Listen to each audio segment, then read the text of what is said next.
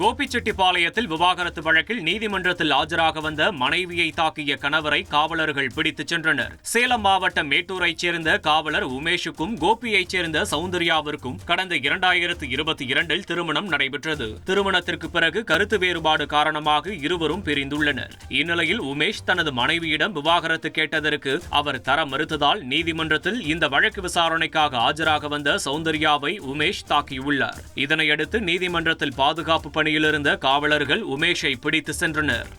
திண்டுக்கல்லில் பால் விலையை உயர்த்த கோரி விவசாய சங்கத்தினர் பாலை தரையில் கொட்டி ஆர்ப்பாட்டத்தில் ஈடுபட்டனர். பால் விலையை உயர்த்த கோரி தமிழகம் முழுவதும் கம்யூனிஸ்ட் கட்சி சார்பாக ஆர்ப்பாட்டம் நடைபெற்றது. திண்டுக்கல் மாவட்டம் கன்னிவாடியில் நடைபெற்ற ஆர்ப்பாட்டத்தில் பசும்பாலுக்கு லிட்டருக்கு 45 ரூபாயும் எருமைப்பால் லிட்டருக்கு 50 ரூபாயும் விலை உயர்த்தி தர வேண்டும் என அரசுக்கு கோரிக்கை வைத்தனர். பின்னர் தமிழக அரசை கண்டித்து 50 லிட்டர் பாலை தரையில் கொட்டி பால் வியாபாரிகள் போராட்டத்தில் ஈடுபட்டனர். வீட்டு வேலையில கொஞ்சம் அதிக ஒத்தாசையா இருக்கணும். வேலையா? நான் பாஸ் ஆகணும்னு நினைக்கிறேன். எப்படி? பாஸ் வாலா.